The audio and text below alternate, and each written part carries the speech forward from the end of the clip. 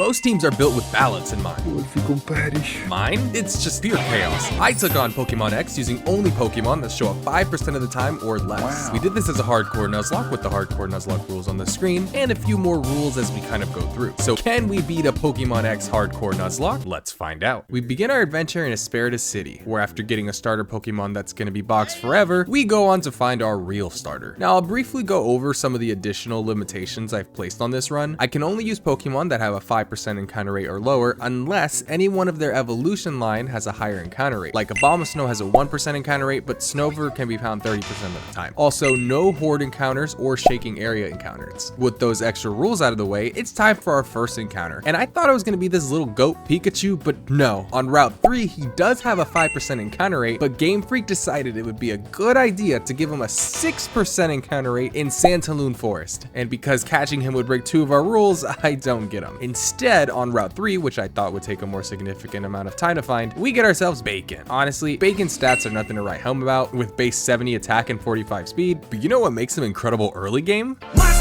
The battle against Viola has to go easy. We pretty much have a cheat code against her. Her leads Surskit versus Bacon. After eating the quick attack, we set up with the defense girl to boost our defense and double the rollout damage. The following turn, after taking another attack, we get her deep into the red, and after she heals, we of course miss rollout, but it's all good. This is a Surskit after all. After using defense girl one more time, 2 rollouts to take out the bug. Last out is our Ace Pavilion, who only uses infestation, allowing for a boosted rollout to take her out, securing us the first gym badge. After that first gym, we're feeling good about this run. I do love me some rollout strats, but we can't just steamroll the game with rollout. It's just literally not possible with the Dunsparce. That's not even Eevee trained. Route 4 houses our next encounter at another 5% chance. It's Ralts. Wait. That was encounter number 1. Oh my god, that just saved me so much time. Eggs is the next member of our team, but want to see something even crazier? I pick up the Poison Barb and walk through these flowers, and we find a freaking White Flabebe. White Flabebe has a 1% encounter rate. That's just insane. Route 5 has our next encounter, with only one option per our rules. Plusle in the grass as a normal walking encounter has a 5% encounter rate. Awesome, if it wasn't for the fact that this guy can also be found in hordes. Sad days. I really wanted him. Guess we have to settle for a couple of little guys later on. The real encounter in this route is going to be Abra. And if you know anything about wild Abras, it's... Bye-bye. Yeah. Oh, well. Found that in 6 encounters, by the way. The encounter pool is loving me today. On our way to get the Pokeflute, we stop in the Route 6 grass to search for the rare encounter that lives here. And we're... Dude!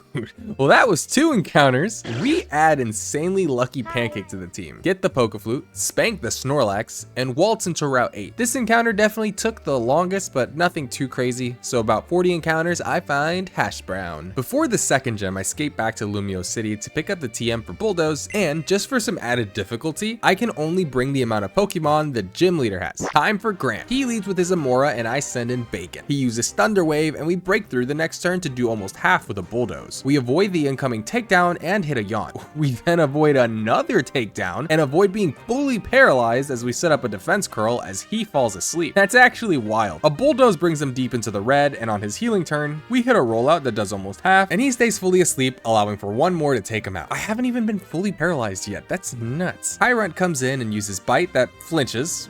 Well, it was bound to happen. On the next turn, we avoid any sort of status and hit a yawn, but unfortunately flinch again. The following turn he falls asleep, and on his first turn of sleep we hit a Bulldoze doing about a third, and the next turn he also stays asleep, so we do another third. We just need one more turn of sleep. We get it and avoid paralysis once again and hit a Bulldoze to take him out, winning us the second gym badge. Man, that was next level fraudulent gameplay. Not a single time did I get fully paralyzed. Shortly after the battle with Grant, Eggs evolves into Curlia, and we head on to get our next encounter. And after 20 or so encounters, we find Grits, Emolga. Where do I begin? I really do hate this flying squirrel. I haven't a clue what it is, but it somehow became the bane of my existence. However, I cannot deny the absolute work this gal put in, and she may be warming up to me. I don't know. We clap the battle against the 2 Lucarios and snag our oh so favorite item in all of Pokemon, Citrus Berries. Route 9 has our next encounter being Dedenne. And again, I cannot stress enough how much work these little ones put in. In Shallower City, I grab the TMs for Dig and Poison Jab. We make our rival question whether we're rivals rivals, or if she's just the Yamcha to my Ultra Instinct Goku, she's just not a threat. And I'll be honest, there are 2 more encounters that I can get in Pinsir and Carnivine, but my current team is actually kind of decent, so I'm just not gonna bother getting them, unless I really need to. Their typing and stats aren't particularly needed anyways. You know whose typing would be great? Gardevoir, the Psychic Fairy. But I'm just not vibing with it for this run. You know where I lucked out though? Eggs is a myth. So after popping so many balloons with the Pokemon whose EVs don't matter, we defeat the Gallade balloon and get ourselves a Dawnstone, which allows me to, you guessed it, evolve Eggs into Gallade. I really do feel like this team is very unique, if you will. We're not gonna use them for the gym fight, but before the gym, Hashbrown evolves into Shelgon, and we begin our fight with Karina. Her lead Mienfood versus Eggs. Pokemon who have Fake Out seem to always go for it, which is perfect because after getting flinched, our speed raises thanks to Steadfast. Completely overkill it and set up to +6 with a Sword Stance and proceed to Poison Jab her entire team. Was it cheap? Sure. Was it satisfying? Hell yeah it was. We walk out with our 3rd gym badge and Karina gets rocked in the Tower of Mastery by her own Pokemon. We arrive into Cormarine City, where after beating up our rival with ease again, we take on Ramos. And this fight was just another one that was really easy because Grits here is on a mission to redeem herself with me. Acrobatics takes care of his entire team with only taking damage because they leech seeded us. Great performance, Grits. Great performance. 4th badge acquired. We clear out the power plant because somehow Team Flare with their abysmal uniforms and Pokemon can threaten anyone except me, a 12-year-old child. Here, we grab 2 items, the magnet and the zap plate, and make our way to the now powered Lumio City. The battle against Clement was definitely the riskiest one, where everyone's life was in danger by the end of it. His Emolga versus Pancake. And I somehow forgot about Pancake's ability Color Change. Color Change makes it so a Pokemon's type becomes a type of the last damaging move which hit it. And since good old Pancake just got hit by an Aerial Ace, that turns me into, you guessed it, a flying type against an electric Pokemon. Whoopee. I end up using Dig expecting a Volt Switch, which obviously didn't happen. He then Volt Switches the next turn as my Dig fails. What an unfortunate series of events. Volt Switch hits us hard as a flying type as we now turn into the more convenient electric type. Heliolisk comes in on the dig turn and takes about 2/3 from said dig. We easily eat the quick attack as we burrow down and ultimately take down the lizard. Next out is Magneton, and he has Sturdy, which in this situation is kind of annoying but not too bad. He sets up electric terrain for some reason and we're easily able to waste his potions, allowing us to take him down with a Shadow Sneak. Emolga is back, and Emolga is a problem, but I have an easy solution. Bacon. Bacon makes everything better, right? After eating the Aerial Ace on the way in, we eat 1 more before hitting a rollout. Oh, fuck off. Well, Bacon, let's see if you can pull something out of your ass like you did for Grand. Volt Switch does a good bit of damage thanks to the Terrain Magneton setup, as we're able to hit a 2nd rollout. The Terrain actually does fade, so this is looking good. We easily eat the attack and... oh, come on, Bacon. You want to whiff now? I was more than willing to sacrifice Bacon here with the rollout because 1 doesn't do enough damage to take him out, but we do stay fully paralyzed. All right, Bacon. That paralysis saved your life. You need to step it up again like you used to. I switch in Gallade on a quick attack and give it no crit. We survive the Aerial Ace and fire off a Poison Jab to take out the Emolga. Jeez, that was stressful. Everyone is almost dead. I'm just glad that's over. 5th gym badge acquired. After the gym, I was told to head to Lysander Cafe, and I, for the life of me, could not find it. So I took a taxi, and oh my god, 3,500? What a ripoff! The professor confuses crazy for passion, and we head to Route 14. We listen to the scary story man tell you to like and subscribe, and arrive into Lavera City, where we begin our fight with Valerie. She leaves with her Mawile, and I send in Grits. A Thunderbolt from Grits does massive damage and paralyzes her, and luck be with us, she stays fully paralyzed. Valerie ends up using both her Hyper Potions as Mawile finally falls to a Volt Switch. We bring in Bacon as Mr. Mime takes the field. She sets up a Reflect to lower our physical damage, and I set up with the Defense Curl to double rollouts. She uses Psychic to get us close to half as a rollout does a bit of damage. The next turn she sets up a Light Screen for some reason and we get some more damage with a rollout, is what I would have said if Stevie Wonder Bacon over here didn't miss. We eat the incoming Psychic on low HP and heal some back with our Citrus Berry as Bacon uses Glare to slow down the Mime. Bacon may have pissed me off, but I can't just let him go down, so I switch into Grits and amazingly enough, Mr. Mime stays fully paralyzed. The Reflect goes away, so I hit him hard with an Acrobatics, and Grits avoids the crit, allowing for 1 more Acrobatics to take down the Mime. Sylveon takes the field, and I should have got some chip damage off with Volt Switch, but I just hard switch into Eggs. I was really stressing this fight, okay? Eggs eats the Dazzling Gleam and heals to above half with his Citrus Berry, and we can eat 1 more, so I attack with Poison Jab that gets her below half, and she uses Charm. She's definitely going to survive the next Poison Jab, we just have to hope she doesn't crit us. Well, not to worry, because Eggs gives her the big ol' fuck you and crits Sylveon, taking it out. I mean, we definitely survived another hit. I'm just saying that, I don't think that crit fully mattered too much. Anyways, badge 6 acquired. We take care of the admins in the Pokeball factory and get the CEO's sweet golden nuggie, freeze our buns off on Route 17. We could have definitely used some more appropriate clothing, but whatever, and head into Anastar City. Here it's really just a straight shot to Olympia. She leads with her and I send in Grits. Grits then proceeds to body the lore-accurate Angel with a magnet-boosted Thunderbolt. Next in is Slowking, who takes half from a Thunderbolt before getting us Drowsy. Well, that was just a waste of a turn because we just used Volt Switch, taking it out and sending in Pancake. Meowstic comes in and does the usual fake-out shenanigans. Then the following turn, I choose to Sucker Punch, and it fails, allowing her to set up a Calm Mind. Uh-oh. Well, Pancake, I'm just gonna need you to get as much damage as you can as your final hoorah, man. A Shadow Sneak does only about quarter as a Psychic brings us into the yellow and turns us into a Psychic type. Pancake then crits with a Shadow Sneak. What a go. But now we're a Psychic type and the Meowstic goes for a +1 Shadow. Oh snap!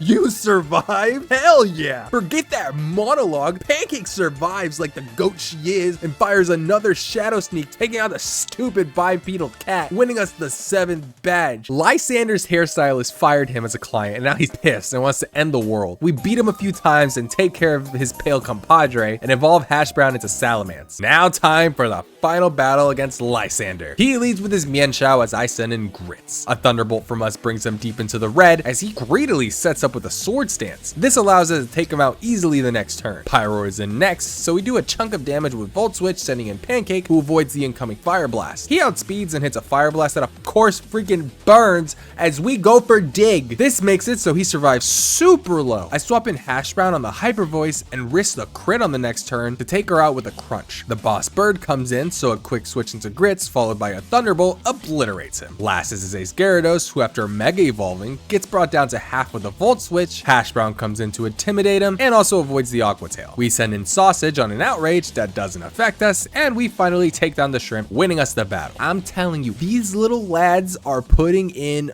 work. After Lysander commits Slip and Slide, it's time for one of the more difficult fights against your rivals, the Little Bridge Gauntlet. Not being able to heal between the first and the second fight blows, but hey, it is what it is. Shauna's Delcatty versus Eggs. I tried to set up 7 times, but this Delcatty did not freaking let me. It honestly was hilarious. On the 8th Sword Stance, she hits a Play Rough that almost takes us to half. In the following turn, we take her out with a Poison Jab. The Goodra, we blast her with a Psycho Cut. Outlast is Delphox, who after setting up a Calm Mind, gets brought deep into the yellow by a Poison Jab. Eggs is in grave danger, so I switch into Pancake on a Mystical Fire, turning us into a Fire type, and heal some with our Health Citrus Berry. After some Poison Chip, we decide to go for Sucker Punch, but it fails as she sets up another Calm Mind. This was kinda pointless on her part because then she just goes down to poison damage, winning us the first battle. Tierno, like the annoying piece of shit he is, challenges us immediately after. Eggs is in no position to take on the bird, so I send in Hash Brown to intimidate it and eat the incoming acrobatics. Then I send in Sausage to body it with a Thunderbolt. Next in is Roserade, who Hash Brown is easily able to wall and takes him down with a Fly. Last out is Crawdaunt, who Sword Stances, but our little Sausage outspeeds and one-shots with a Thunderbolt. I told you, these little ones putting in work. Last is Helmet Head Trevor, who kindly healed our Pokemon. Unfortunately for him, Raichu uses and misses Slam before getting obliterated by a Psycho Cut. Floor just gets brought down low and poisoned by a Poison Jab, only getting to set up a Terrain that wasn't even utilized, and Aerodactyl gets bodied by Sausage after basically no damage from a Skydrop. Tough luck, man, that was hard to watch. But that wins us the Rival Gauntlet. From here is another straight shot to the gym to take on Wolfric. I honestly had zero shame in this fight, and I'm just happy to use a Gallade. So after setting up to +4 on an Abomasnow that couldn't harm us, we blast through his entire team, winning us the 8th and final gym badge. Honestly, I keep telling myself I'm not going to use setup, but I just always forget. I'm gonna write a sticky note and just stick it to my monitor so I don't forget. Anyways, hey, look at that, we're at the Elite Four, and this is the squad, baby. Definitely not the greatest, but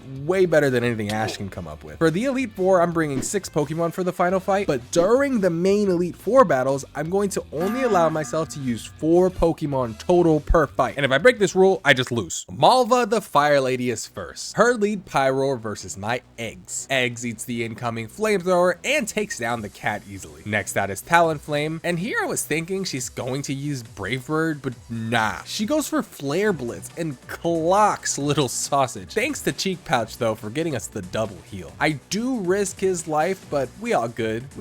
He lives and takes down the bird. The goat Torkoal comes in, freaking love Torkoal. So I big brain the EQ and avoid the damage, and I also forgot she had Stone Edge. Whoops. Had big brain and a little smooth brain moment there. We got some decent damage on it, and I sent in eggs as she sets up a curse, and after seeing I did no damage, I match her defense with a Swords Dance, then surpass it, allowing for one more close combat to take it down. Last out is Chandelure, and I send in my last Pokemon Pancake on the Shadow Ball. I attempt to Sucker Punch, but of course she Confuse Rays, then proceeds to hit a Flamethrower that burns. That was like literally the worst set of events possible, because now I don't have a switch that wants to eat the incoming Shadow Ball. Now this time for real, I have to let little Pancake go down, but not before getting some damage off with a Sucker Punch. Pancake, this run is going to be for you, my small child. Hash Brown comes in and chomps on the Chandelure, taking her stupid low, and she freaking Confuse Rays again. She heals to full as we smack ourselves in the face. A Crunch brings her low again as the Shadow Ball nearly rips Hash Brown her new one, and I was just so frustrated for some reason and definitely took a huge gamble attacking. We ended up snapping out of confusion, and oh nice, you also want to activate Flame Body. Thank goodness that doesn't do damage since we won the battle. Screw you, Malva. Seabold was definitely our easiest, and I was just so confident. I definitely made a big mistake. Grit is holding a magnet this fight, and against his lead Clawitzer, we obliterated it with a Thunderbolt. Barbaracle got zapped by a Thunderbolt and paralyzed, and he stayed fully paralyzed, which I didn't even think at the time completely bailed me because he has Stone Edge. Hell yeah, fraudulent gaming, baby. 2 more Thunderbolts do him in, 1 takes down the Gyarados, then after a light screen, 2 Thunderbolts take down the Starmie, winning us the second Elite Four battle. Drozna. She leads with her Dragalge as I send in Hash Brown. A single Dragon Claw is able to handle the Seaweed Dragon, and out comes Altaria. I completely misclicked and used Fly, but that was to my favor because we avoid the Dragon Pulse, doing more than half the following turn. She sets up with a Cotton Guard, so that allows her to survive the next Dragon Claw, and brings us down to Citrus Berry range with a Dragon Pulse. She's going to heal. I attack with a Dragon Claw, doing less than half now, and I decide to attack again, which was a stupid idea because we just get her into healing range again. We do some more damage with the Dragon Claw, bringing her back to where we started, but in a worse position for us. I guess that Fly wasn't really to our favor. 2 Dragon Claws really would have been better. I send in Sausage on the Dragon Pulse and nuzzle her as the Moon Blast is about a quarter, allowing for a couple of Thunderbolts to take her down. God, that thing was annoying. Next out is Noivern, who after flamethrowing us and us healing back to almost full, gets nuzzled and brought down by a couple of play roughs. Last out is Dredagon.